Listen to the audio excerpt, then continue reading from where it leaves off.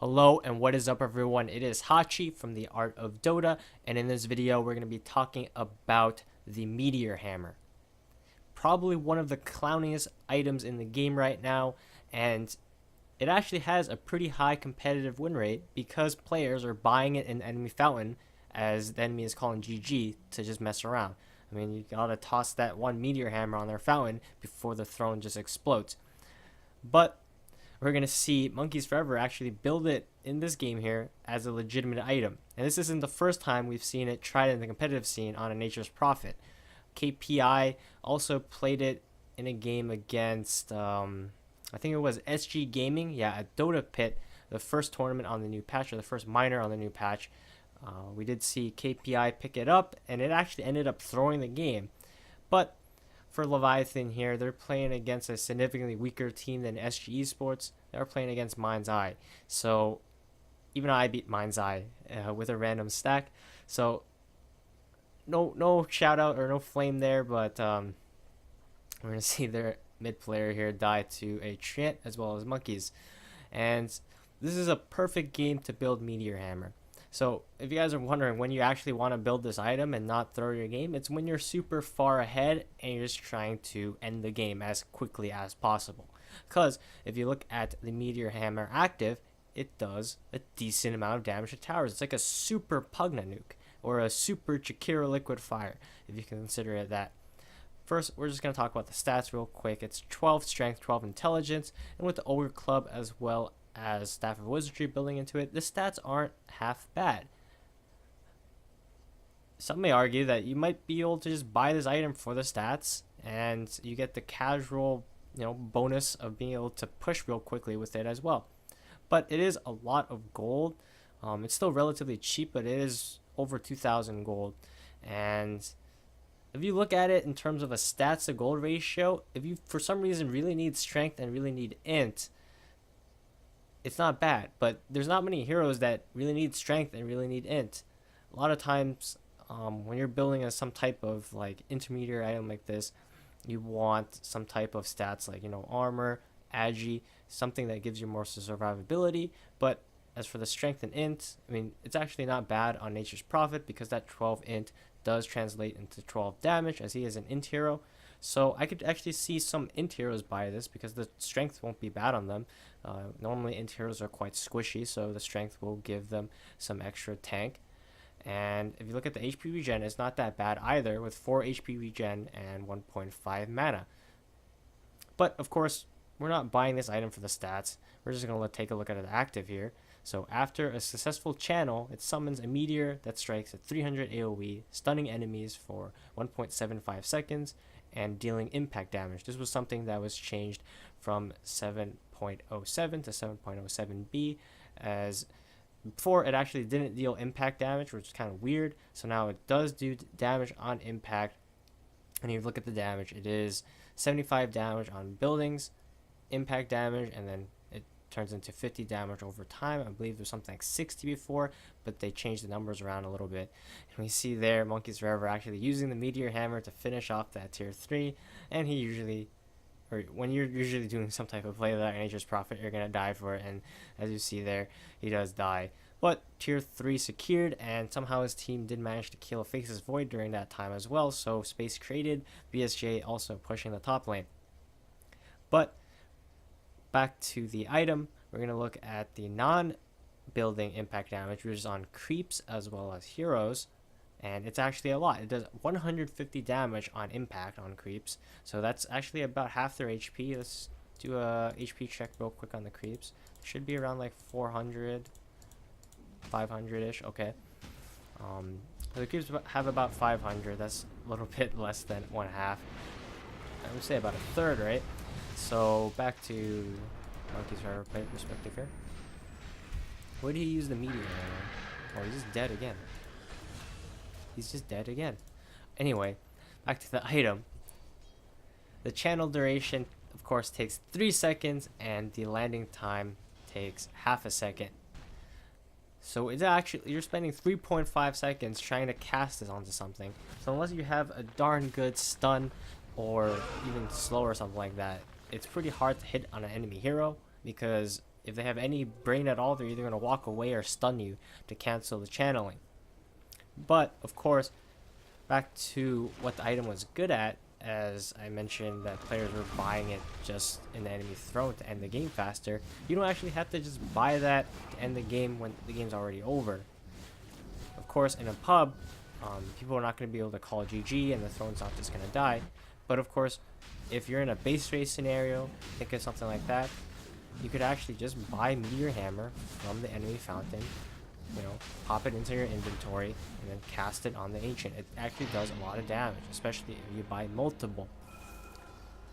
And also, if you're super far ahead, like Leviathan is in this game, I mean, it doesn't look like that with the kill score, but if you look at just the amount of towers and map control they have, they're definitely significantly far ahead of Mind's Eye.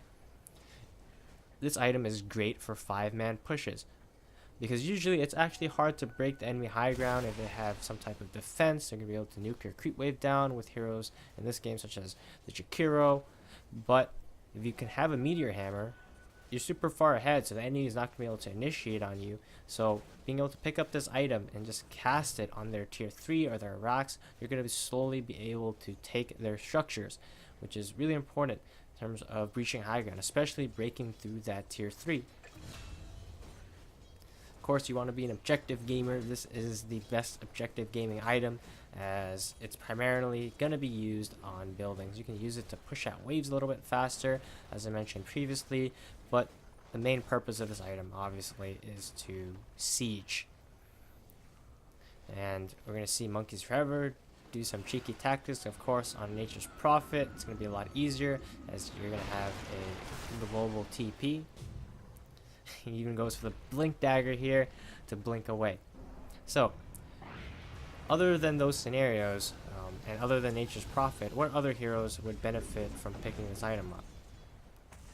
I think heroes like Pugna and even Jakiro, even though they already have a way to do damage to structures, would greatly benefit from a Meteor Hammer as well.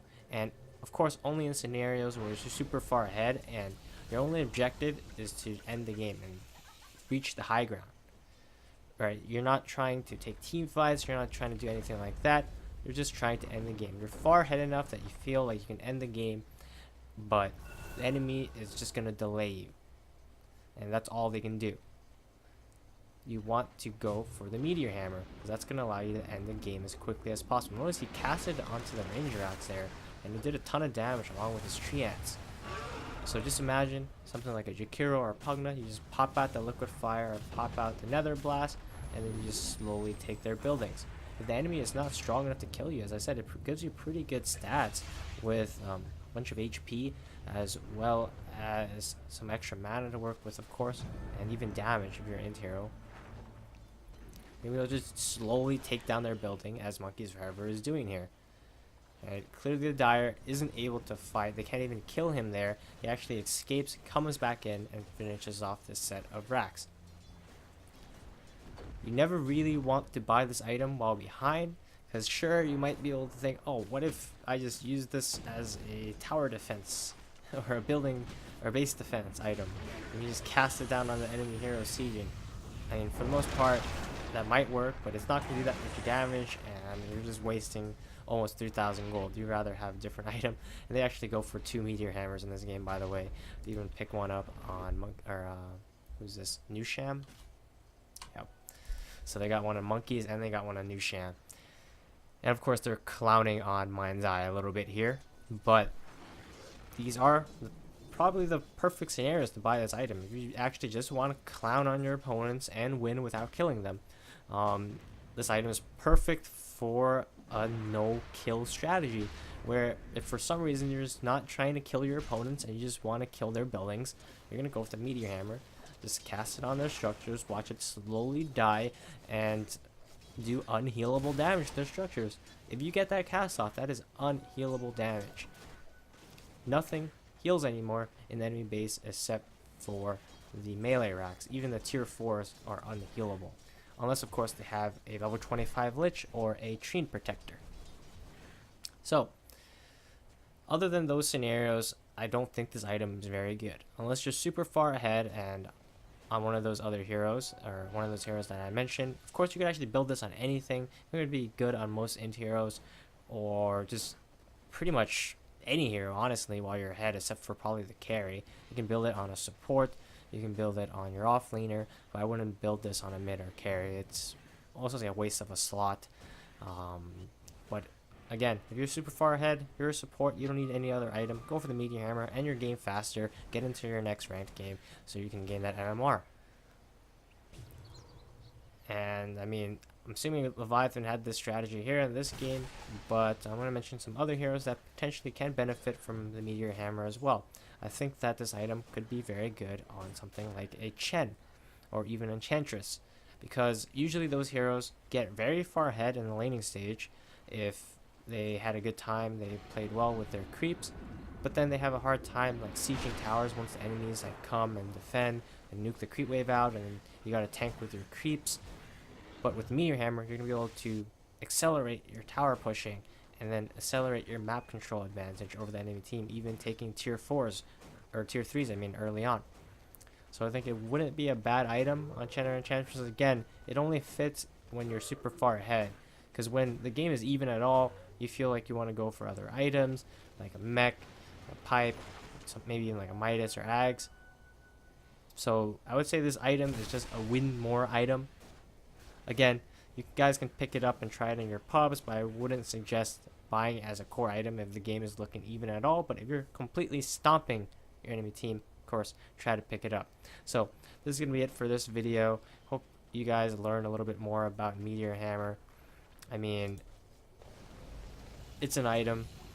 You can buy it, but I definitely wouldn't recommend it. So I'll see you all in the next video. Again, I'm uploading a video almost every single day, so stay tuned for more. And if this video did help you out, leave a like down below, and also make sure you subscribe, because again, I am uploading videos almost every single day. So if you want to keep updated about the new patch, again, I'm uploading a bunch of patch videos, and that's gonna last time I'm gonna say that. So peace out, and see you all in the next video.